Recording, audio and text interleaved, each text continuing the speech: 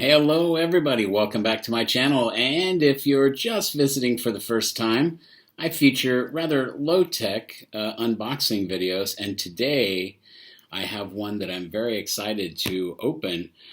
They say we love all of our kids the same way, but it's not exactly true, is it? Sometimes you see a watch for only a moment and you know you got to have it. So without further ado, let's tuck in. Now, today, a quick wristwatch check reveals that I'm wearing a Pagani design. And this is, of course, a Daytona homage supposed to be featuring a meteorite dial. I think there's a lot of speculation, but it's not actually meteorite. It's just meant to look like meteorite. And I'm wearing it in the spirit of the watch that I'm unboxing right now. So I'm in the Pagani design spirit today, obviously. Now, this watch only took 9 days from the time I ordered it until the time it was at my doorstep, and that was an amazingly fast period of time. And I was kind of hoping the same thing for this one, but sadly, I misjudged when I ordered it because it was during the sacrifice holiday of the Muslim calendar, and here in Turkey, that's like at least 4 days that they didn't work. Okay, so here I have a screwdriver, the outside of the package, and then of course rather ubiquitous NATO-style strap, of which I'm already wearing one. Although interestingly, I see this one is not branded the way that this is branded. Can't really show you. I'll show you, I guess, when I take it off. So it's, I would say, a more generic. All right, here we have our box. Now, I've seen several different boxes, and, I'll admit, I had the option of buying the larger presentation box, and I wanted to get that just because the watch inside is rather special. So I wanted to have a special box, but at the end of the day, you're paying a bit more for that, and my boxes just sit in a place, and they're never really, they serve no purpose once you receive the package. All right, so here we go. We've got our buffing cloth or polishing cloth. And what do we have on the inside? Of course, our warranty card, instruction manual, and there it is. PD-1676. This is the Paul Newman homage. And I knew as soon as I saw it, I wanted to have it.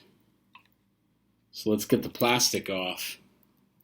Now, I noticed other reviews of this watch pointing out that the dial is in fact white and not cream. And that's my first impression as I look at this, is that I almost wish it were more cream than white, since they do have sort of the faux patina on the indices. The lume actually is a faux patina, and it seems like it would have been a sensible touch to have sort of a off-white or cream dial, but they haven't done that. So this obviously features a VK63 Seiko Instruments Mecha Quartz movement.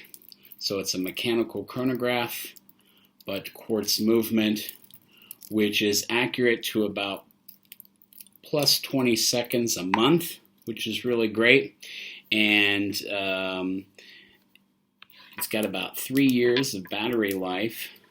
And that's assuming that you use the chronograph up to 60 minutes a day, which most of us don't do that. And yeah, it's pretty nice. Now, the specifications of this watch are that it does have a ceramic bezel insert. It does have a double-domed sapphire crystal, although I will say that my crystal does not appear to be raised nearly as much as what I saw in other videos. And as a matter of fact, that's immediately disappointing, because that is one of the principal reasons why I ordered this watch, was because of the raised sort of tabletop or top hat crystal. And now I'm realizing that this does not have that at all. It's domed, but barely sits above the ceramic bezel. And that is, as I said, immediately disappointing, because that's the principal reason why I bought the watch, was for that crystal. Obviously the dial as well. And seems like I'm losing this war here with this plastic. My goodness gracious. So we have a 40 centimeter case diameter. Lug to lug is supposed to be 47 and a half, and it's a 13.3. Sorry, I don't know why they wrapped it in that way. I don't know why they wrap it in this way. All right, so what do we got? 13.3 millimeter height, 47 and a half lug to lug, with a 40 millimeter case dimension or diameter. This is supposed to be 140 grams with a stainless steel bracelet on there. It's, of course, all 316 stainless steel, screw-down case back, screw-down crown, and screw-down pushers for the chronograph function. And let's see, what else? Obviously, it's got a milled clasp, both upper and lower, and that's I guess one good thing about this is that it's definitely a quality clasp. A lot of people complain about the micro adjusts on the inside, but it does feature an Easy Link style extension, and that's how you actually access the pin on the inside in order to be able to move it in or out as you need. Now, I did that with the bracelet on this, and it was much easier than people moaned about. But then in the end, I wound up putting it on the NATO strap instead of that bracelet, simply because I knew it was going to be a scratch scuff magnet, and there's no sense wearing out a bracelet right after you've taken ownership of it, you know. So just getting this tag off, and we still got, unfortunately, another set of plastic here surrounding the bracelet, and we'll get a better look at it just as soon as. Yeah, it seems like somebody needs to innovate how to remove this plastic easily, and I think it would be accomplished by some type of obvious pull tabs or something of that nature. Certainly packaging doesn't require as much genius as making a watch. All right, now, finally, and just another sticker on the case back. Case back being controversial to a lot of people, since it's a Paul Newman homage, Paul Newman Daytona homage. Couldn't they have maybe just used a classic race car and maybe no race car at all? Just the finish flag would have probably been cool enough. Okay, and one more sticker on the crystal.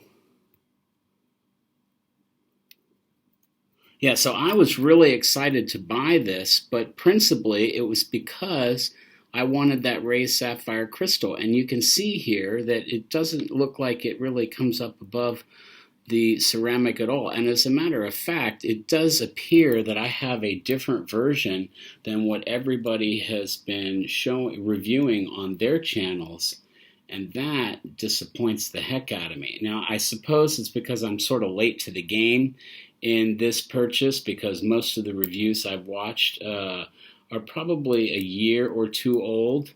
And so, you know, as Pagani Design is known to do, they will update different versions. So I'm not sure what version this is that I have, but I'm not as happy a camper as I'd like to be.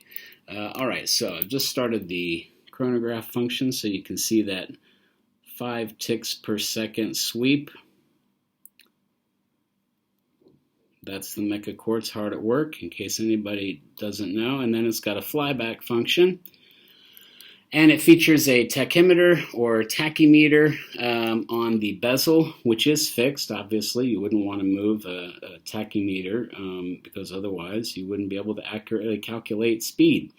Okay, and as I said, it's got a patina there you see on all of the indices. And of course, that's its Pagani design, and they're quite small, these indices. The loom is not going to be too much to write home about. Just charging it now.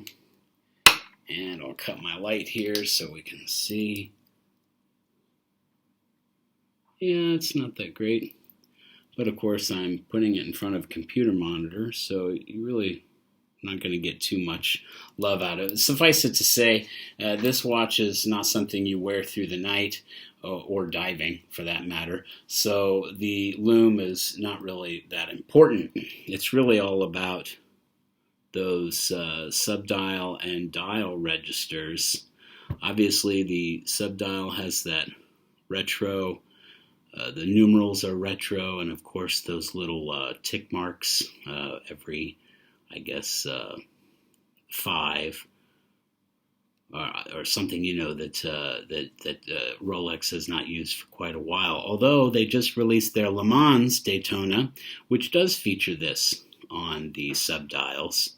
I really like the color scheme. I really like the rather Spartan dial and that contrast between the subdials and the main dial itself. The fact that there is no date window, which is quite nice. This does feature a date window. It's a little bit hard to see because of, you know, but you can see it there, sort of between the 4 and the 5. So I like this because it's clean. I really wanted that raised sapphire crystal, so that is unfortunate because I was really hoping to just fall in love with this thing and wear the hell out of it. And now I'm actually disappointed. I really wanted that raised sapphire crystal.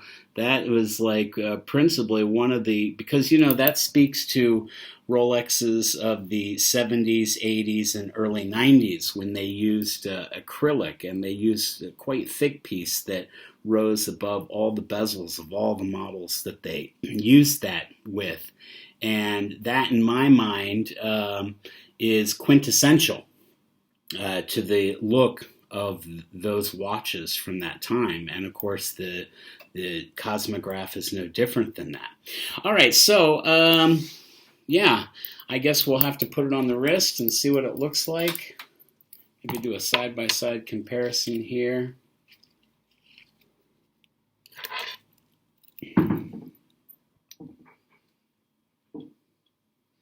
Yeah, now this features a flat sapphire crystal on this watch. It is completely flat. And this one is domed, double domed, they say.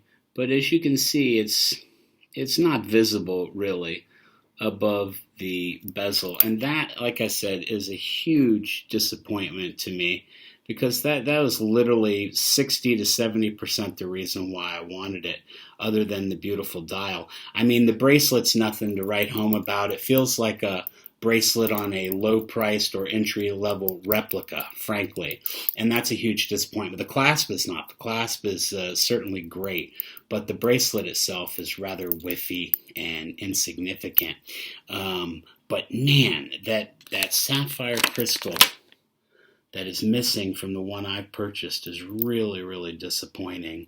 And I'm supposed at some point I'm supposed to have buyer's remorse. You know, I wasn't particularly happy about this one after I bought it, but the more I wore it, the more I liked it. This one, on the other hand, while I really do love the dial, that missing sapphire crystal, the top hat crystal, that is going to prevent me from wearing this as much as I thought I was going to. All right, guys, thanks for coming out. I'm going to go ahead and wrap this up now. Please like, share, and subscribe for more unboxing-related content. Cheers, everybody.